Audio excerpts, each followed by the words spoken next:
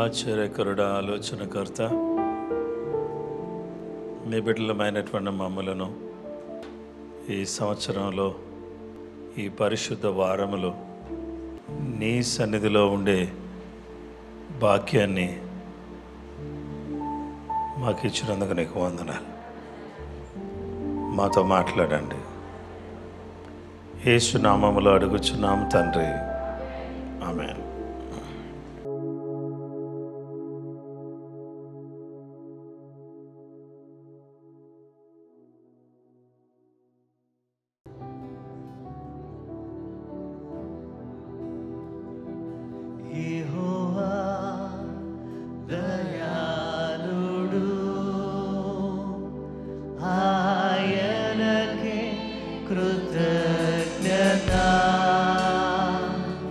స్తుతులు చెల్లించుడి,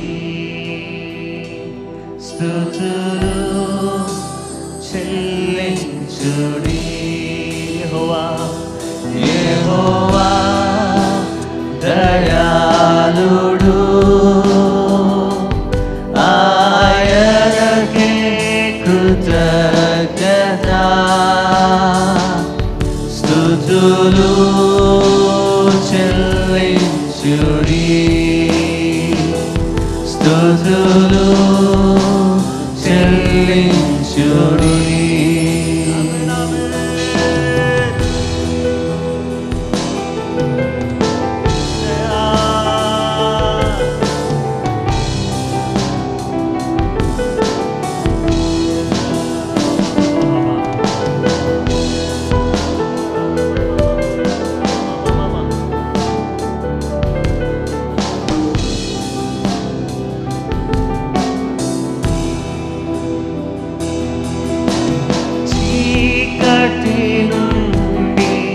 వెలుగునకు, మరణము నుండి జీవముకు, చీకటి నుండి వెలుగునకు, మరణము నుండి జీవముకు నన్ను నడిపించితివే, నన్ను నడిపించితివే. బిగ్గరగా స్వరమెత్తి ఆయనకే కృతజ్ఞత. స్తుతులు చెల్లించుడి, ఆయనకే కృతజ్ఞత. స్తుతులు చెల్లించుడి. యెహోవా దయాళుడు, ఆయనకే కృతజ్ఞత. స్తుతులు చెల్లించుడి, స్తుతులు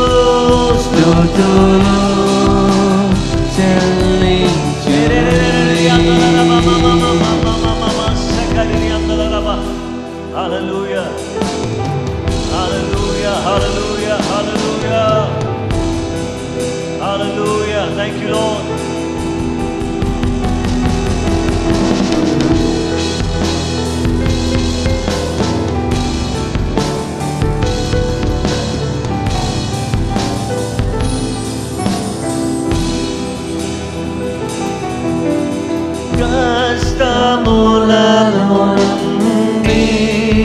ఆపదలలో నుండి, ఆపదలలో నుండి, కష్టములలో నుండి, ఆపదలలో నుండి నన్ను విడిపించితివే. అవునయ్యా, నన్ను విడిపించితివే. ఆయనకే కృతజ్ఞత.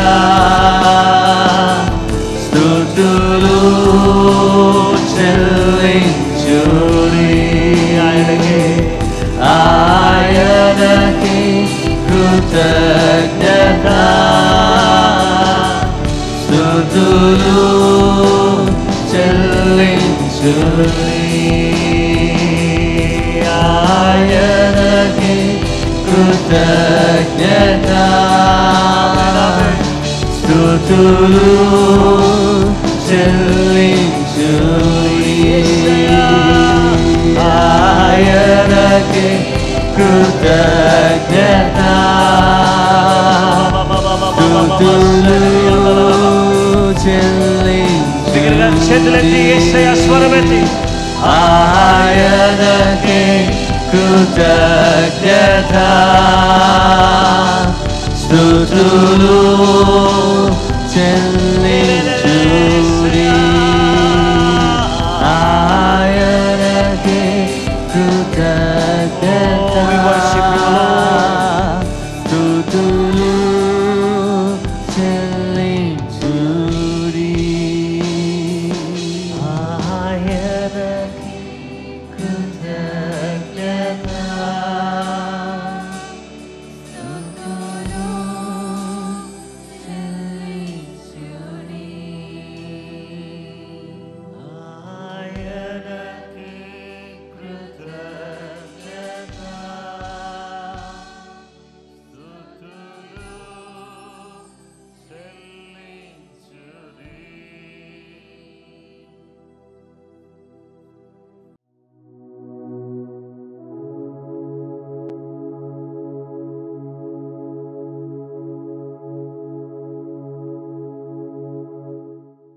దేవుని వాక్య భాగంలో మనం చూస్తే ఈరోజు మనం యేసుపై 3 రకాలైనటువంటి వ్యక్తులు లేక ముగ్గురు చూపించిన ప్రేమను ఒకసారి మనం ఆలోచన చేద్దాం. యేసుపై ప్రేమ. మత్తయి సువార్త 27:57 నుండి 66 వరకు నేను చదువుతున్నాను. యేసు శిష్యుడిగానున్న అరిమతయ్య యోసేపు అను ఒక ధనవంతుడు సాయంకాలమైనప్పుడు వచ్చి పిలాతు నద్దకు వెళ్ళి యేసు దేహమును తనకిమ్మని అడుగగా పేతురు దానిని అతనికి అప్పగింపని ఆజ్ఞాపించాను. యోసేపు ఆ దేహము తీసుకుని శుభ్రమైన నారబట్టతో చుట్టి తాను రాతిలో తొలిపించుకున్న క్రొత్త సమాధిలో దానిని ఉంచి సమాధి ద్వారమునకు పెద్ద రాయి పొర్లించి వెళ్ళిపోయాను.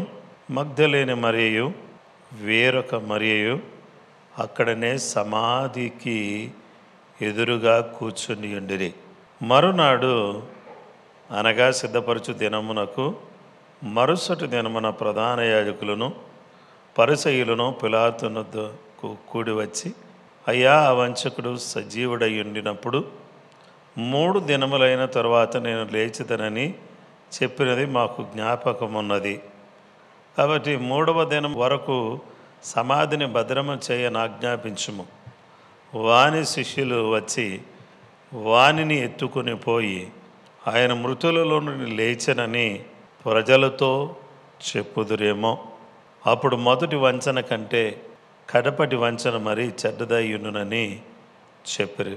అందుకు పిలాతు, కావలివారు ఉన్నారు కదా, మీరు వెళ్ళి మీ చేతనైనంత మటుకు సమాధిని భద్రం చేయడని వారితో చెప్పాను. వారు వెళ్ళి కావలి వారిని కూడా ఉంచుకొని రాతికి ముద్ర వేసి సమాధిని భద్రం చేసిరి. దేవుని వాక్య భాగంలో మనం చూస్తే ఇక్కడ మనకి మొదటి వ్యక్తి మనకు కనబడుతున్నాడు. ఆ వ్యక్తి పేరు అరిమతయ్య యోసేపు అనేటటువంటి యొక్క వ్యక్తి. యేసుక్రీస్తు ప్రభు వారికి ఈ యొక్క వ్యక్తి రహస్య శిష్యుడిగా ఉన్నాడు. ఇతడు ధనవంతుడు. శిష్యుడు, యేసు శిష్యుడిగా ఉన్న అరిమతయ్య యోసేపు అను గొప్ప ధనవంతుడు.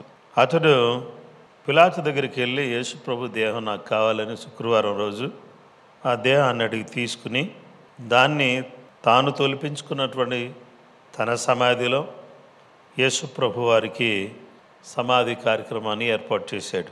యోసేపు ఆ దేహం తీసుకుని శుభ్రమైన నారబడితో చుట్టి తాను రాతిలో తొలిపించుకున్న క్రొత్త సమాధిలో యేసు ప్రభు వారిని పాతి పెట్టడం మనకు తెలుసు. అరిమతయి యోసేపు చాలా ప్రామినెంట్ పర్సన్, చాలా ప్రాముఖ్యమైన వ్యక్తి. అరిమతయి యోసేపు శిష్యులందరూ కూడా సైలెంట్గా ఉంటే అతని దేహాన్ని పిలాతు దగ్గర నాకు ఇమ్మని అడిగి పర్మిషన్ తీసుకుని యేసు ప్రభువారి శరీరాన్ని తీసుకున్నాడు.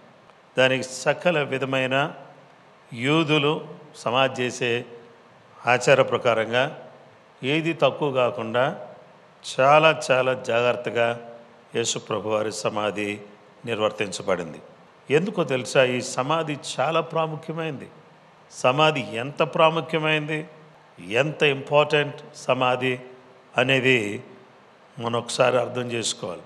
చూడండి, చాలామంది సమాధులు రకరకాలుగా చేయబడతాయి. సమాధి ప్రాపర్గా చేయబడడం అనేది గొప్ప భాగ్యం.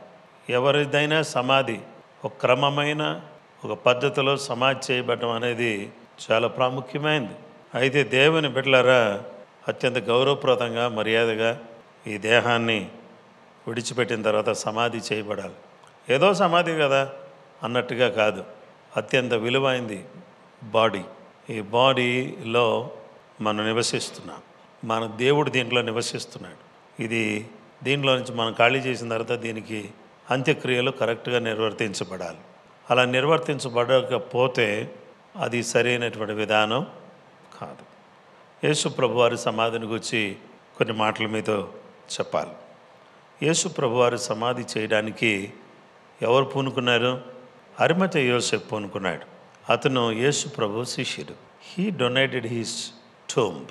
తన యొక్క సమాధి ఆయన యేసు ప్రభు వారికి డొనేట్ చేశాడు. ఎంత అద్భుతమైన విషయం కదా! లాస్ట్ అవర్లో ఆయన బాడీ పెట్టడానికి అరిమతయి యోసేపు తన సమాధిని ఇచ్చేశాడు. He was a wealthy man, చాలా ధనవంతుడు. ఆ తర్వాత secret supporter of Jesus Christ, యేసుక్రీస్తు ప్రభువారిని రహస్యంగా సపోర్ట్ చేస్తూ ఉండేవాడు. ఆ తర్వాత he was a member of the Jewish council which is called Sanhedrin. Sanhedrin సభలో 71 మంది ఉంటారు. అది ఏ విధమైనది అని అంటే, ఇది బాగా చదువు విద్య కలిగినటువంటి వాళ్ళు ఉండే సభ ఇది. తర్వాత అది యూదుల యొక్క ఉన్నతమైనటువంటి న్యాయస్థానం. అది ఒక విధంగా మతపరమైన విద్యావంతమైన ఒక రిలీజియస్ ఆర్గనైజేషన్. దాంట్లో ఏదైనా నిర్ణయం తీసుకుంటే దట్ విల్ బి అల్టిమేట్. యేసుక్రీస్తు ప్రభువారిని గురించి తీసుకున్న శిలువ మరణాన్ని గురించి తీసుకున్న నిర్ణయంలో అరిమతయి యోసేపు లేడు. అదే సమయంలో దేవుని బిడ్డలారా, యేసయ్య శరీరం నాకు కావాలి అని చాలా జాగ్రత్తగా అడిగి ఆ శరీరాన్ని తీసుకున్నాడు. దేవుని వాక్యంలో మనం చూస్తే అరిమతయి యోసేపు గొప్ప సింహం లాంటివాడు, కానీ యేసు ప్రభు విషయంలో ఓ చనిపోయిన సింహంలాగా ఉన్నాడు. ఇతడు చాలా ప్రాముఖ్యమైన వ్యక్తిగా అరిమతయి యోసేపు మనకు కనబడుతున్నాడు. ఇక్కడ గమనించాల్సిన విషయం ఏంటంటే, ఆయన he didn't follow the crowd. జన సమూహాన్ని వెంబడించలే. చాలాసార్లు అందరూ ఏమంటే మేము అదే అంటాం అని అంటారు కొంతమంది. అందరూ ఏమంటే అది నువ్వు అనకూడదు. అందరూ కూడా క్రౌడ్ ఏంటంటే ఏమంటుందంటే, అందరూ కూడా మెజారిటీ ఎటు ఉందో చూసి అటు గంతేస్తారు. No no no no no no we should not do that. మనం క్రౌడ్ ఎటు ఉంటే అటు ఉండం కాదు, సత్యం ఎటు ఉంటే అటు ఉండాలి. హల్లెలూయా.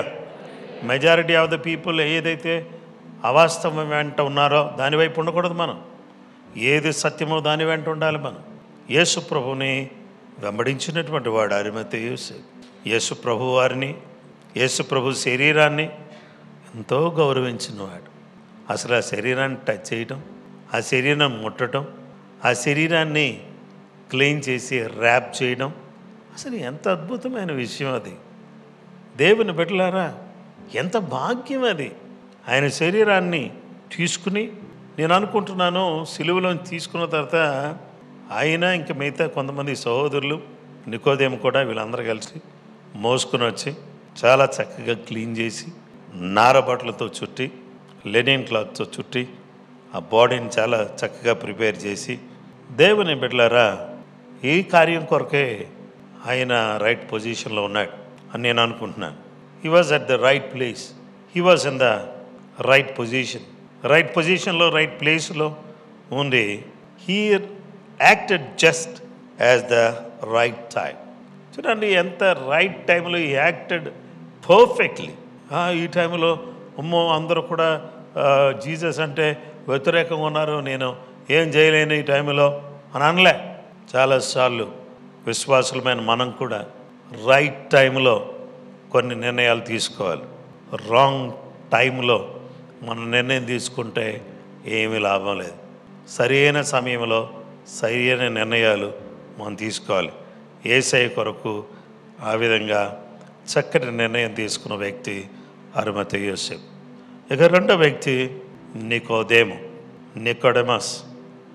నికోదేము యేసు ప్రభు వారి దగ్గరికి రాత్రి వేళ వచ్చాడు. ఈ రాత్రి వేళ వచ్చినటువంటి నికోదేముకు యేసు ప్రభు అంటే ఎనలేని ప్రేమ. యేసు ప్రభు దగ్గరికి వచ్చినప్పుడు నికోదేము వయసు పెద్ద వయసే. అతడు ఒక పరిసయ్యుడు, ధర్మశాస్త్ర సంబంధమైన అనేక విషయాలను ఎరిగినవాడు. అతడు యోహాను సువార్త 19వ అధ్యాయం 39 నుంచి నేను చదువుతున్నాను. మొదట రాత్రి వేళ ఆయన ఎదుకు వచ్చిన నికోదేము కూడా బోళముతో కలిపిన అగరు రమారమి 150 సేర్ల ఎత్తు తెచ్చను. అంతటా వారు యేసు దేహమును ఎత్తుకుని వచ్చి యూదులు పాతిపెట్టు మర్యాద చొప్పున ఆ సుగంధ ద్రవ్యమును దానికి పూసి నార బట్టలు చుట్టిరి.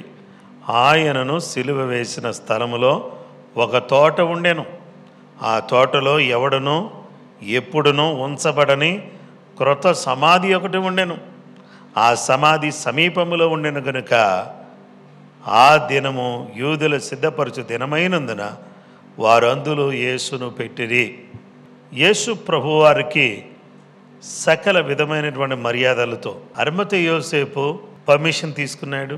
నికోదేము 150 సేర్ల ఎత్తు బోళముతో కలిపిన సుగంధ ద్రవ్యాలు తీసుకుని వచ్చాడు.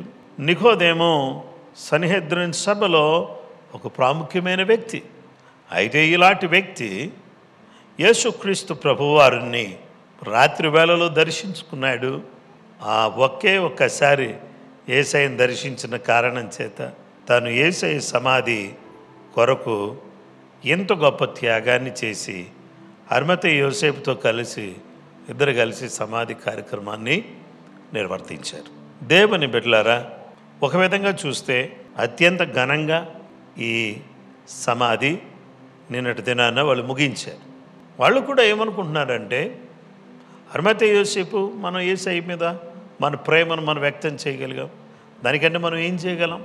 నికోదేము కూడా అదే అనుకుంటున్నాడు, మనం కూడా మన ప్రేమను వ్యక్తం చేయగలిగాం. ఇక మూడవది స్త్రీలు యేసుక్రీస్తు ప్రభువారి దగ్గరికి మగ్దలేనే మరియా, మత్తయి 27:61, మగ్దలేనే మరియయు వేరొక మరియయు అక్కడనే సమాధికి ఎదురుగా కూర్చుండి. దేవుని బిడ్డలారా, ఏమైపోయారు? పేతురేడి, యోహానేడి, ఆంద్రే ఏడి, నథానియేలేడి, తోమా ఏడి, మిగతా శిష్యులందరూ ఎక్కడున్నారు? ఈ స్త్రీలు మాత్రమే సమాధి దగ్గర ఉన్నారే, సమాధికి ఎదురుగా కూర్చుని ఉన్నారే. వీళ్ళకి ఎందుకు ఇంత ప్రేమ? వీళ్ళకి ఎందుకు ఇంత ఆ యేసయ్య మీద అంత ప్రేమ? ఈ స్త్రీలు యేసయ్యను ప్రేమించారు. దేవుని బిడ్డలారా, ఈరోజు దేవుని పరిచర్యలో వీళ్ళెప్పుడు కూడా కనబడలేదు మనకి, వీళ్ళెక్కడ కూడా మనకు కనబడలేదు. అరిమతయి యోసేపు పేరు మనకు వినపడదు, నికోదేము పేరు మనకు కనబడదు. ఇక్కడున్న స్త్రీలు కూడా వాళ్ళ పేర్లు ప్రాముఖ్యంగా ఎక్కడ కూడా ప్రస్తావించబడలేదు. కానీ టైం వచ్చేసరికి తను వెంబడించిన శిష్యులందరూ పారిపోయినా, దాక్కున్నా, కనబడకుండా పోయినా యేసయ్య దేహాన్ని పట్టించుకున్నారు, మర్యాదపూర్వకంగా సమాధి చేశారు. యేసు చనిపోయాడు గుడ్ ఫ్రైడే రోజు. అదే గుడ్ ఫ్రైడే రోజు యేసు సమాధి చేయబడ్డాడు. Now he is in the grave. శనివారం ఆయన సమాధిలోనే ఉన్నాడు. యేసు చనిపోయాను, యేసు సమాధి చేయబడెను. దేవుని బిడ్డలమైనటువంటి మనం యేసు మన కొరకు చనిపోయాడని మనకు తెలియాలి. 2, యేసు మన కొరకు సమాధి చేయబడ్డాడని మనకు తెలియాలి. సమాధి చాలా ప్రాముఖ్యమైంది.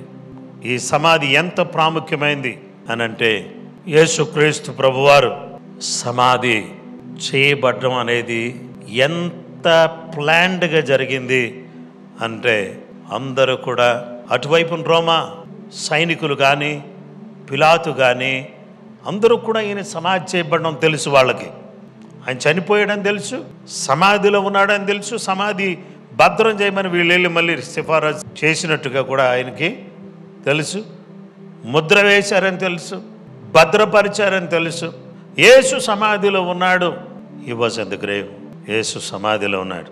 నా ప్రియమైన వారలారా, యేసు వలె మనం కూడా చనిపోతాం. యేసు వలె మనం కూడా సమాధి చేయబడతాం. యేసు ప్రభువారు సమాధిలో శాశ్వత కాలం ఉన్నారా? కొంతకాలమే ఉన్నారా? Only 3 days in the grave. Yesayya మీద అరిమతయి యోసేపు చూపించిన ప్రేమ, యేసయ్య మీద నికోదేము చూపించిన ప్రేమ, యేసయ్య మీద స్త్రీలు చూపించిన ప్రేమ, ఈరోజు మనం కూడా యేసయ్యా మా కొరకు పరమును విడిచి భూలోకానికి వచ్చి నీ రక్తాన్ని మా కొరకు కార్చి మీరు చేసిన ఆ గొప్ప త్యాగాన్ని మేము తలపోసుకుని నిన్ను ప్రేమించడానికి మాకందరికీ నీ కృప దయచేయని ప్రభు అని ప్రార్థన చేసుకుందాం. దయచేసి అందరూ కూడా తలలు వంచి కళ్ళు మూసుకుని ప్రార్థన చేయండి.